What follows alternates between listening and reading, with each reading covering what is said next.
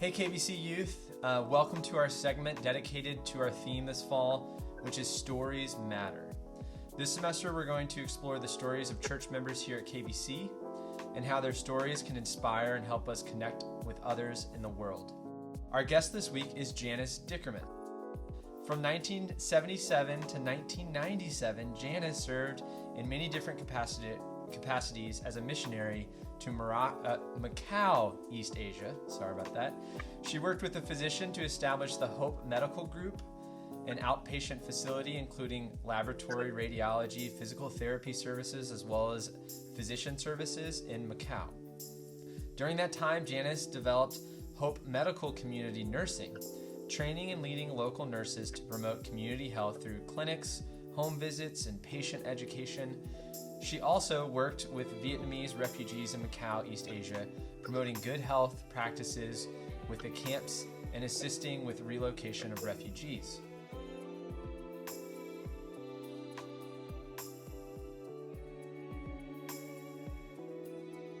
Since 1997, Janis has moved back to the U.S. and has worked as a nurse throughout Missouri, and for the past 16 years has worked as the Director of Nursing at Post-Acute Nursing.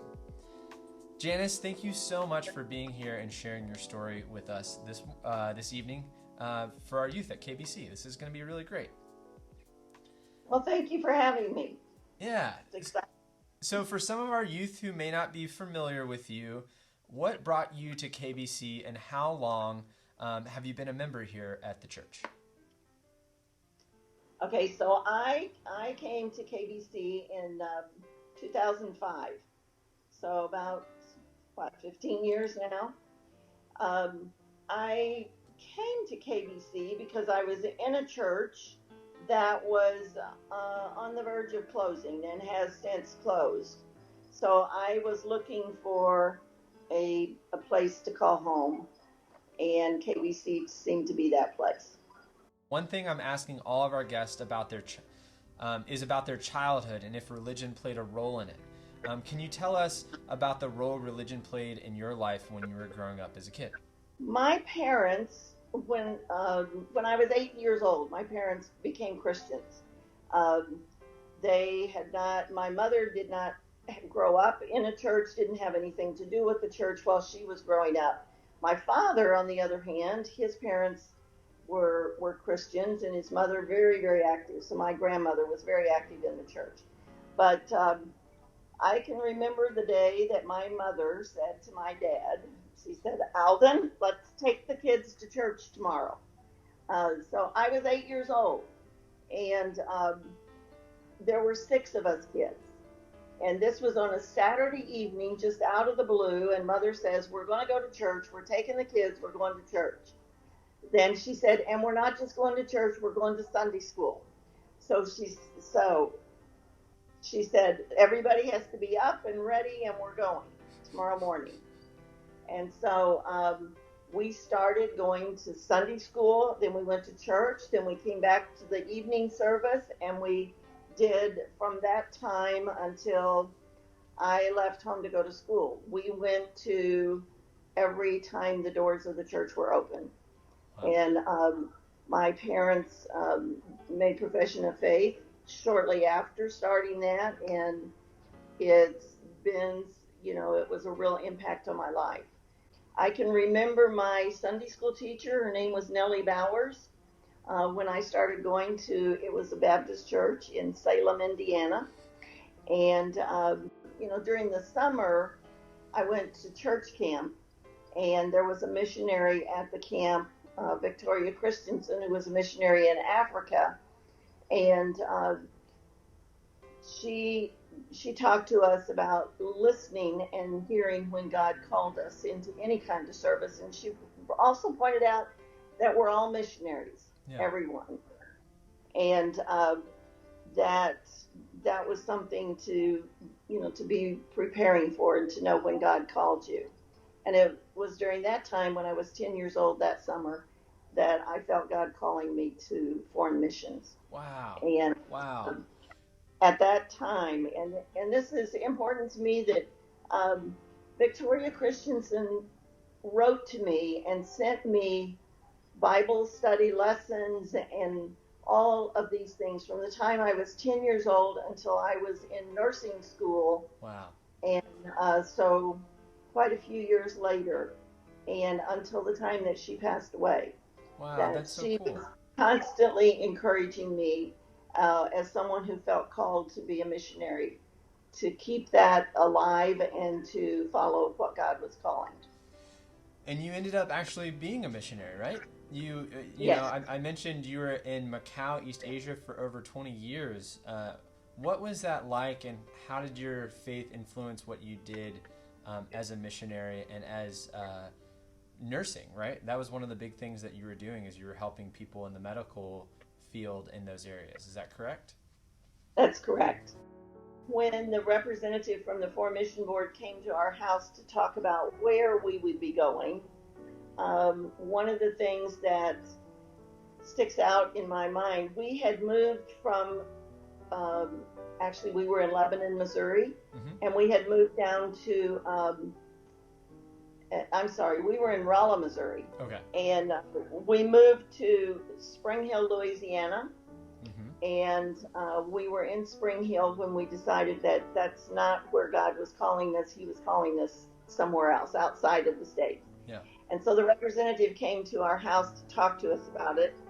And he was talking about a lot of South American countries. And we finally said, well, is there any place in Asia? And he opened the book and he pointed to a place. He said, well, there's in Macau, and they're looking for someone in Christian education that would come and minister there. Now, the thing that prompted that was, at the time, we had a 5-year-old daughter who said at one time, she said to me, I don't want to go anywhere. Don't tell me what God wants you to do. And one day when I went into her room, she was sitting and writing Chinese characters. And she said, Mommy, if we could go where they read and write this, I'll go. Whoa. And we felt that was one of the ways that God helped us to know where he was calling us. Yeah.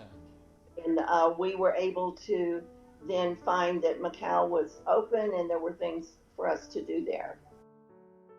In that time that when we first got there, there was a big fire in what we came to call the fire victims camp. These were people who were living in, actually a lot of them lived in cardboard boxes. But during that time when we were ministering to the fire victims, there was this great need for health care in that area as well. Okay. I had, we were studying language at the time. I had 2 language teachers who had just finished what would be high school, and they were our language teachers. One of them was a Christian, and a very strong Christian. The other was not a Christian. And it was the non-Christian language teacher who took me and said, we're going to go and do our language study at where the fire victims are. Oh, wow. And we went and began to, I learned Cantonese working with fire victims, and finding out what their needs were and beginning to minister and to develop some ways that we could help meet their health needs as well as their other needs that they had. And it seems like that theme of caring for others and for nursing and for medical care is something that's always been present throughout your life, and that's, you're still even doing that to this day, right? You're caring for patients. Once you've moved back to the United States, that's something that you continued on. What is it about nursing and medical care that's so important to you? Is it something about your faith that has kind of pushed you in that direction to care for others in that way? Well, again, that would go back to, as a child, I felt that God was calling me to work with people, to help meet their needs. And the healthcare was I can't think of ever wanting to be anything other than a nurse. And that was something that God opened up. One of the things that I remember as probably a teenager someone talking about Frank Laubach, who was a missionary to the Philippines. He worked with the Muslims. And Frank Laubach one time said, um, he said, be a witness for Christ. And he said, and sometimes use words. So it was, that's something that has stuck with me, that, it's the way that we live our lives and the things that we do with what God has given us that are going to point people to Christ. Yeah. And to, that has, been something that I've lived as I've, watched all of those different things happen in Macau, in Vietnam, in Thailand. At KBC, I had the privilege of going to Burma on a couple of their the trips that we went to Burma. Mm-hmm. So I've been able to see that around the world. Wow. And that's do really believe cool. Yeah. that, that's God does have a plan for each of us, for each one of us. And so at the end of the interviews that we're doing, I'm also finishing up and asking, what is something from your story, from your life, that you would want the youth group to take away, something that would be important for them or that might be meaningful that you wanted to share or for them to hold on to? Well, one of the things that I think is that there is nothing more rewarding than living what Christ wants us to live and the way that he wants us to. My Sunday school class right now, we're studying in Philippians, and we see the joy that Paul had even though he was ministering to the church from a prison, and seeing how God put that joy in his life, which he does for each one of us. And when we surrender or when we follow what God is asking us to do, that brings that joy to us. And it's something that helps us to overcome any kind of, feelings of frustration or disconnection, like right now with the pandemic and all of that, and see that it's something that, God is always there, always.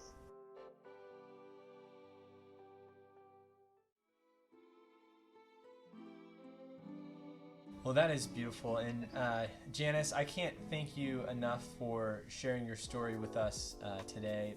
It's really meaningful. I'm sure there's so many other things that you could share of all of the experience and times and adventures that you've had, but just this short little snippet of that still is something. And I hope that our youth can take away something from your story and either be inspired or feel a connection with you or with your calling in a way that is meaningful for them. So I can't thank you so much for your time. It's truly been a pleasure.